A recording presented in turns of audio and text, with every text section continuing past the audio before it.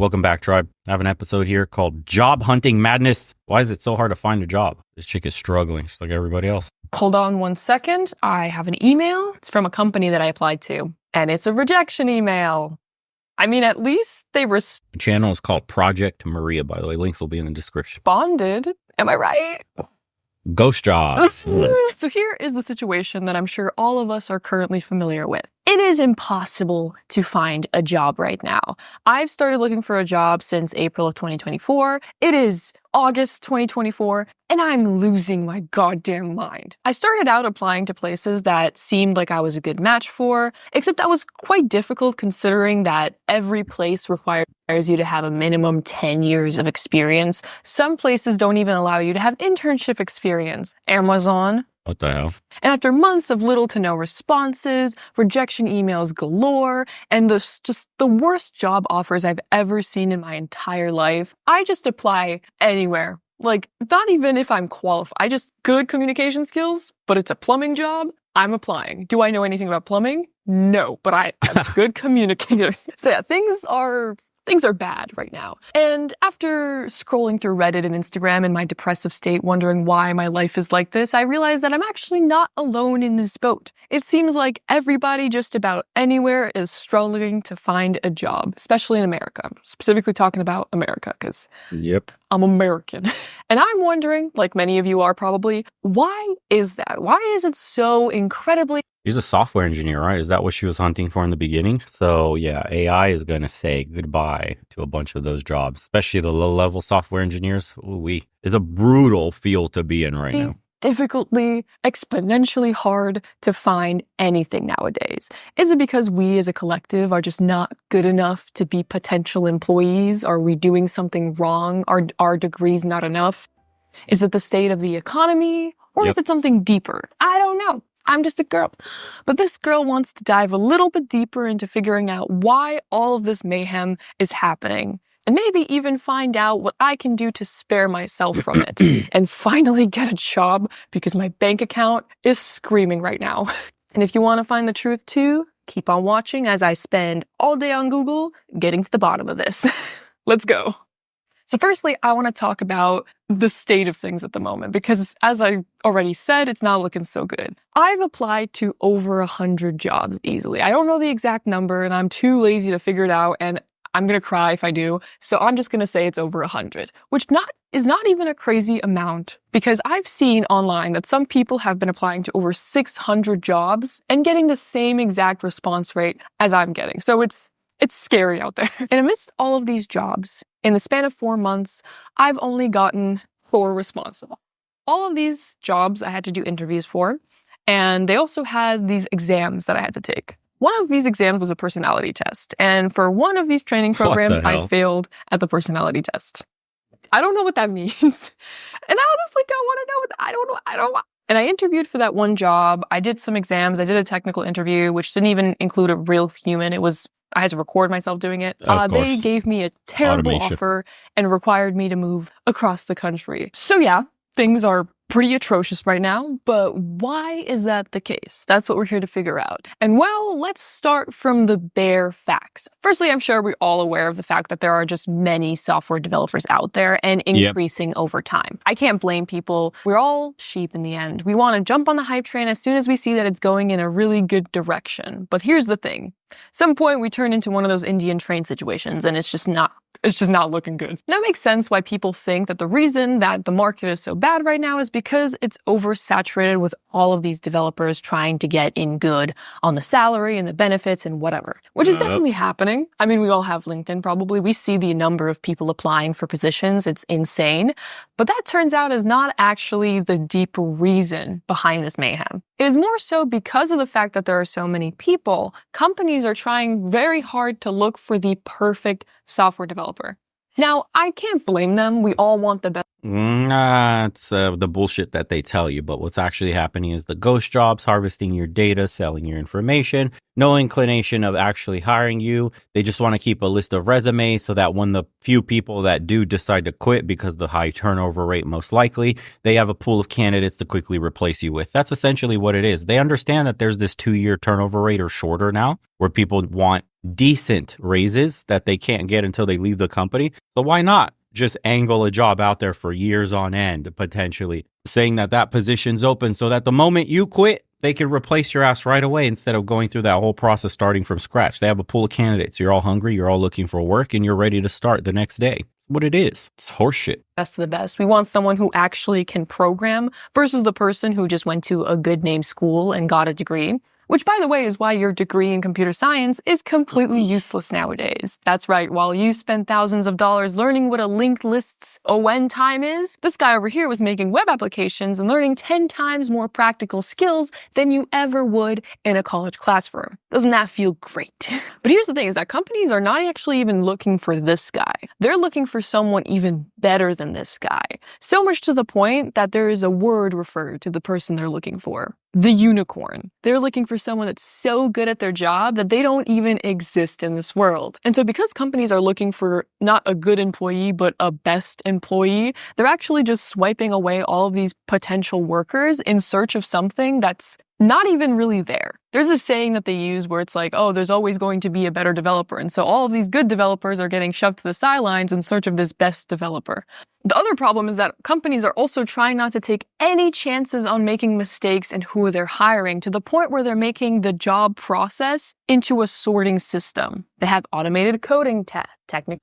So there you go. The no human needed. The automation in the hiring process, there's a bunch of reports where people internally in a company would apply for those jobs with their credentials or would fake really good credentials, and the rejection rate was like 80-90%. And some companies fired the entire HR division because of shit like that, because they were struggling. Also, genuinely, some companies were struggling to find qualified workers, at least the bosses thought, but it came back to the incompetency of HR using automated systems that were throwing away good applicants with a high failure rate. Is insane. Interview hell, many rounds of interviews, weeks of waiting for responses, and massing resumes not really filling the jobs, and only accepting senior developers, which I'm sure we're all familiar with. They're taking more and more humans out of the hiring process. And so, I mean, can you imagine all of those thousands of applications a human going through them?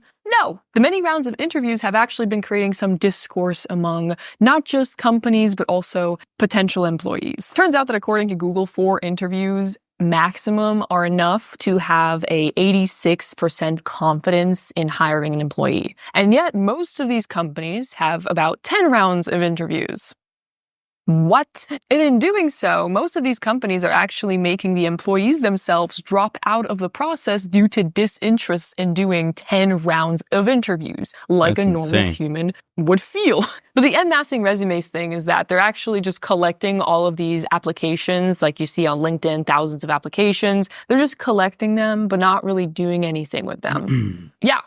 I read about that. They're just keeping storage of all these potential applicants, but not really hiring anyone. And don't even get me started on trying to find an entry-level job right now. I'm sure we all know that most companies are only hiring senior developers. Makes sense. You want people with more experience. You want people who know what they're doing. I can spend all day, all year coding up projects, but it's not going to teach me any corporate skills that they want me to have. Although, according to statistics, most jobs have actually lowered their minimum years of experience requirement from like 5 years down to 2 years. But this 2 years experience gal over here still can't find a job. So thank you, but no thank you. And in fact, not only is all of this threatening you in finding a job, but also in keeping the job. As I said earlier, layoffs are happening. I'm sure we've all heard of these big tech companies laying off thousands and thousands of employees. Some of the reasons are due to the economic state of our country. It just makes sense as if the country is in a bad state, jobs are in a bad state. Some of these layoffs are happening because they overhired during the pandemic. Turns out actually a lot of these jobs layoffs happened in the HR department versus the software developing department. But that doesn't mean that many software developers did not lose their jobs. And apparently some of them might be doing it because, again, we're all sheep. Monkey see, monkey do. That big company just laid off a bunch of employees and their stocks went up. I'ma do the same fucking thing. All of that being said, does that mean that companies are the ones at fault for making everything crap? Well, let's talk about us as a collective workforce. First things first, let's talk about our favorite job hunting app, LinkedIn. And after doing so much research for this video, I realized that I've been using LinkedIn wrong this entire time. I've been spamming my resume left, right, and center for weeks, completely ignoring the recruiters in my inbox thinking that they were spam, and I've been doing the bare minimum to optimize my profile, which is all the things that you should be doing with LinkedIn. That way you don't have to go and find companies, but the companies will come to you. At least the recruiters will. Recruiters are actually the driving force behind all of LinkedIn's power. There's so much problems with the job listings on LinkedIn, like ghost jobs that appear out of nowhere, I guess. I'm real, but not real. Plus, once again, companies are just amassing your applications without actually sending it anywhere. So what you should be doing instead is trying to communicate with these recruiters. Not like me, I've been letting them rot in my inbox.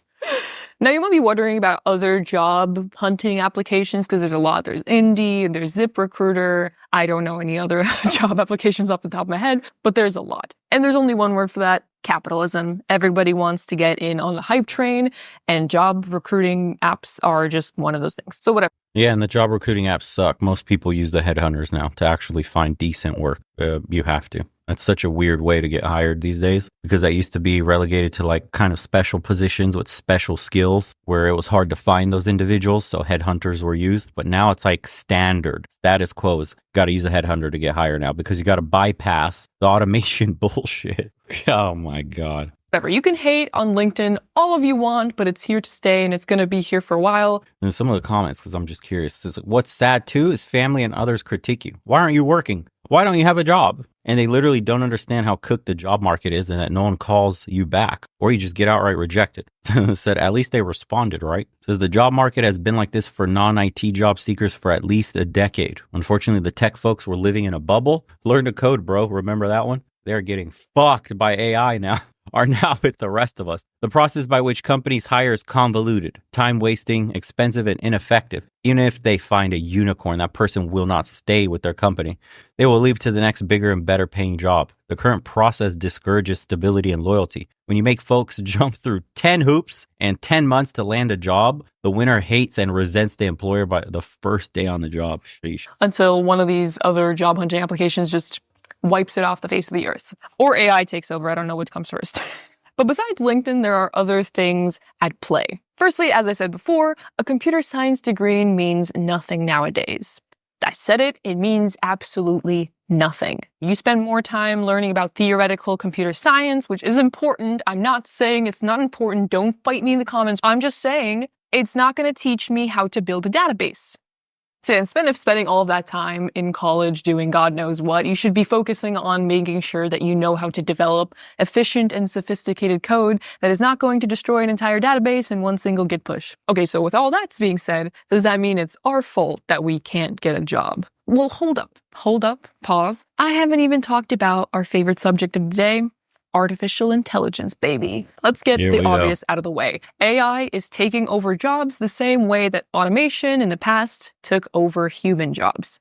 It's completely reasonable. This is just how life is. Companies want to cut costs at all costs, and life just keeps evolving in new ways to make things perform faster and faster. All in all, it's not bad. It makes us as a society become more efficient and lets us not have to do the menial, tiny tasks. We can all put that to AI. Statistically speaking, it is predictable that in the future, higher level jobs like engineers, doctors, other things are going to be more in high demand versus just average level jobs. I don't know what way to describe those types of jobs is. I feel like average is not the right word, but you know what? You know what I mean, those types of jobs. And so in a way, it actually makes sense why the minimum requirement for job experience is as high as it is, because paper pushers, that's what they call us people. Just paper pushers. They're just there taking up space in departments. A lot of those are going to go away. A lot of the code monkeys, that's another word for this class of people. Code monkeys, where you do the basics. You're just checking code for shit, but you're not the one like creating it. You didn't engineer the application. You're just double checking the lines, like proofreading basically. So that's all going to disappear. You can now proofread your code with AI instantly, and it'll tell you all the corrections that need to be made. It'll fix all your code. Hell, it codes shit for you now. People are using AI in marvelous ways. People with zero coding experience are building applications, websites,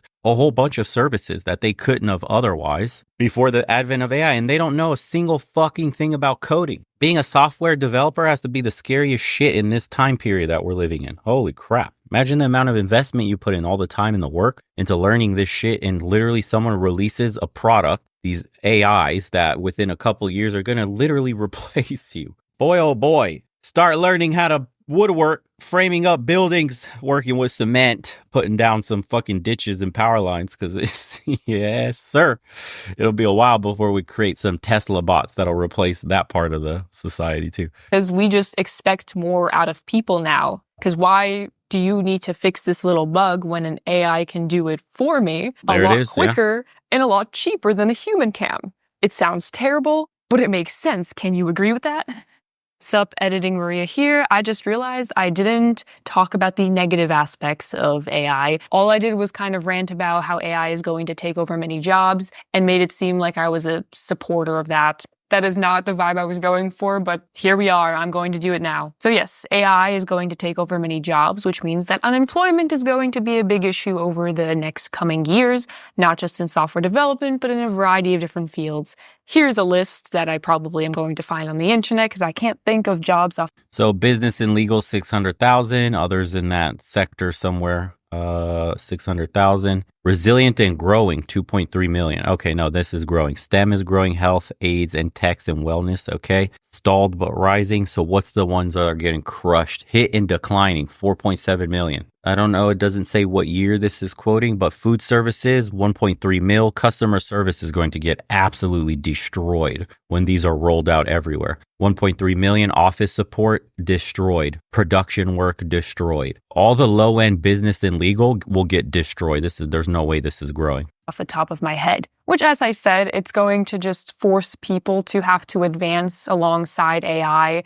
to get into positions that AI can't necessarily take over because... I mean, remember when they were telling people learn to code? Wow. The hubris to tell people, just learn to code, bro. All the other low-skill workers, they were telling, yeah, you just should learn to code. Yeah, learn to code now. You're going to have to learn to pick up a fucking trowel and start plastering some goddamn cement on walls. That's what you're going to be learning to doing. No more little cubicles for you, buddy. You're going to be on the roof, shingling up houses and shit. Yes, sir.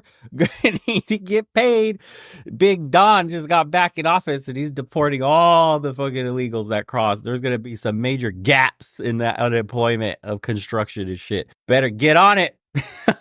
It's not advanced enough to do so, which is what leads me to say that it's not, in my opinion, going to kill a software developer. There's a lot of evidence out there that points to that being true, mainly because you're going to need someone to keep advancing the AI. Yes, it's going to take over specific positions, but there are some fields that I don't see AI capable of taking over. Specifically, the first thing that pops into my mind is how I don't think healthcare is going to be taken over by AI. Because as much as I would love a robot to tell me that I have cancer and just spit out facts of what I could do about it, I prefer it when I have a human there to provide me with some empathy to that situation. And that's not something AI can do. Never say never. Because if the AI can detect cancer with like 99.99 accuracy at a rate far higher, or earlier, I should say, than a human could ever, then I'm choosing the robot. I don't give a fuck about empathy. So that's just her point of view. I'm sure many people watching this would agree.